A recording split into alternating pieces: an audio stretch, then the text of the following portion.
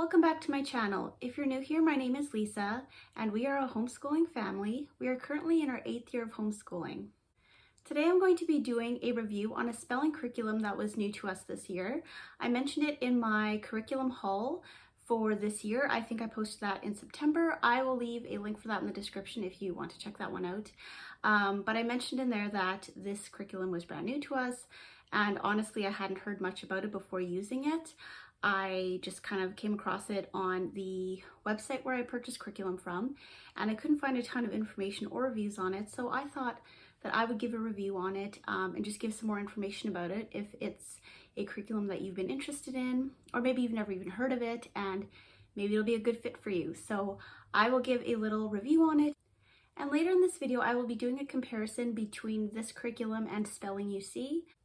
Spelling UC is probably the top curriculum that comes up when you are looking for Copywork based spelling programs. So I thought that I would compare that very popular one to this lesser known one, and maybe you've been trying to decide between the two and this will help you figure out which one would be right for you. Alright, so the curriculum that I'm going to be talking about today is Learning to Spell Through Copywork. We are currently using Book C. We are using this for my grade 4 student. So the levels aren't super strict on what grade you're using it for. It's just kind of where your child is at. They have like a recommended grade for each level. So this curriculum has 4 levels. There's Book A through D. And like I said, we are using Book C for this year. So the theme for Book C is words with multiple rules, similar patterns, and rule breakers.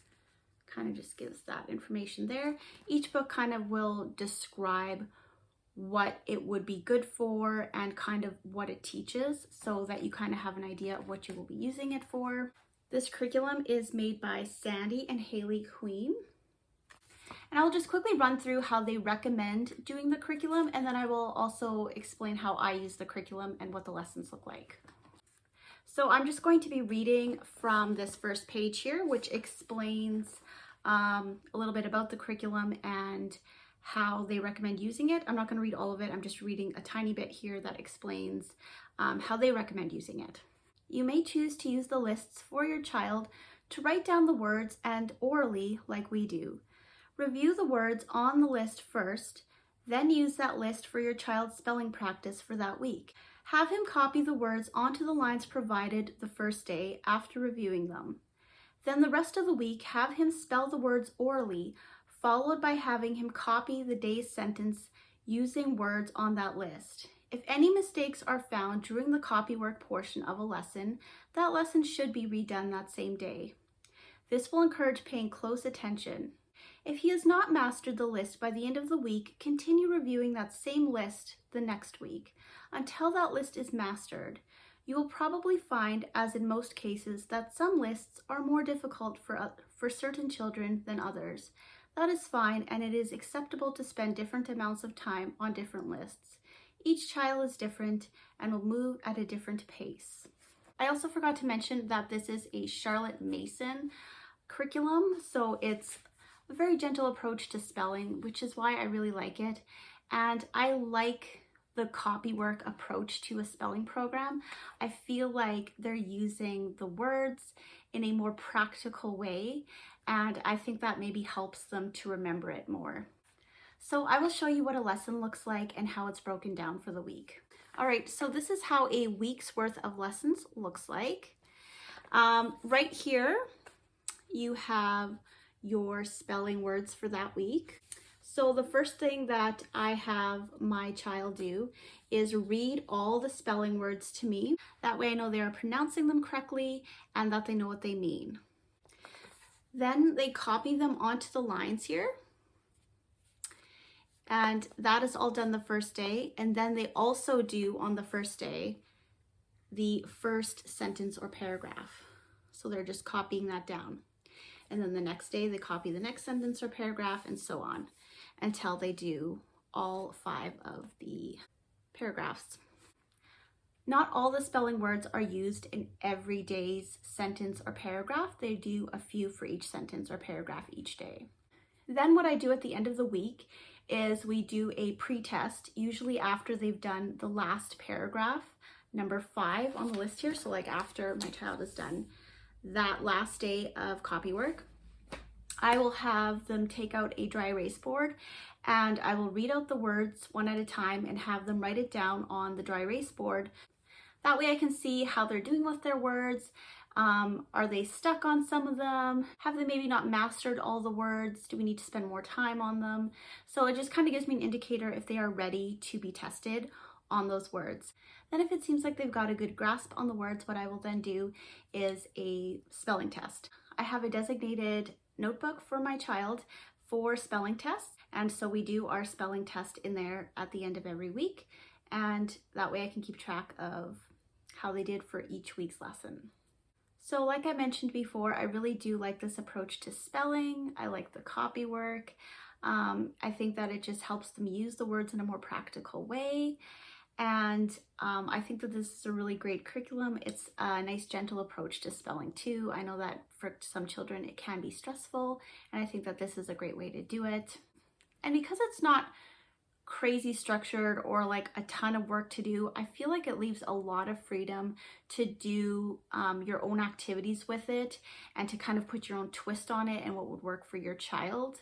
So for example, for the spelling test at the end of the week, if you didn't want them to write it in a notebook and would rather have them do it orally, you could do it that way too, or like on a dry erase board, or you could add in different activities, like you could go on Teachers Pay Teachers and print up some spelling games and just use their list of words to incorporate in those spelling games.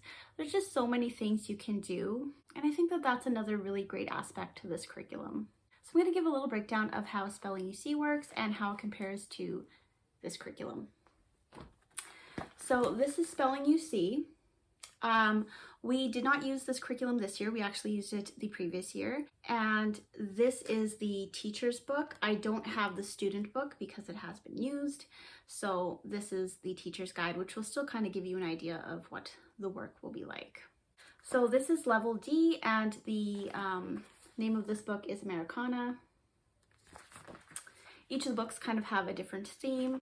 So one thing I really liked about Spelling UC was that they were learning something while doing their Copywork, because each piece of writing that they had to do was informational.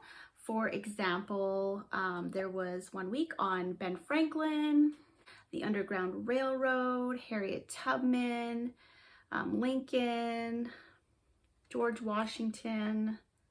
So I thought that was really interesting to have that as part of it. So how a week of lessons works for Spelling UC is they don't have a list of spelling words at the beginning of the week and incorporate them into those writing pieces. They just have like a concept that they're covering that week, and so the words will not be repetitive for each writing piece. There'll be different words, and it's not like you're testing them on a list of words at the end. It's just like that concept that they're teaching. So for example, like lesson 1 and 2 focuses on vowel chunks. Lesson 3 and 4 was focusing on consonant chunks. Lesson 7 and 8, bossy R chunks and things like that. So here's a little look at. So each day they open their book, and the first thing that they have to do is the writing piece that they have will be on one page. So this would be like an example of one of their writing pieces. It's bigger on the page. This is just the teacher's guide, so it's all condensed here, but it's a bigger writing and everything. So what they do is they are told what they need to be doing for chunking as it's called. They get colored pencils, and for each type of chunking, there's a different color. So for consonant chunks, for example, it's blue. And some weeks they'll have more than one thing that they have to do. So there'll be like multiple colors that they have to do. And some weeks they'll just be focused on one type. The first thing they need to do is go through that writing piece and do all their chunking. Then what they do is on the next page is just lines, and they copy that writing piece onto the lines. And that is their Copywork. And they do that days 1 through 4. And then on the 5th day, they do their chunking as usual. But instead of having them copy the writing piece onto the lines. You are actually reading it to them, and they are going to be writing it down without having anything to look at. So you can see how many of the words they got right and if they understood the concept that was taught that week. So that is how Spelling You See works. It is a little bit more in depth in terms of having more than just copy work. Like I said, they do the chunking, so they're learning these different spelling rules as well that way. One con for me though for that curriculum was that I didn't love that there wasn't a designated spelling list that went with each week. I would have liked if there would have been a focused group of words that you could, like at the end of the week, do a test on just to see how they did specifically on those words, or even for that paragraph or the writing piece that they had to do, if they were using the same words over and over again, so you could actually see if they understood how to spell those words specifically. I don't know, maybe that's just me. So that was probably my biggest con with that curriculum. So for me personally, I do prefer this curriculum over Spelling You See.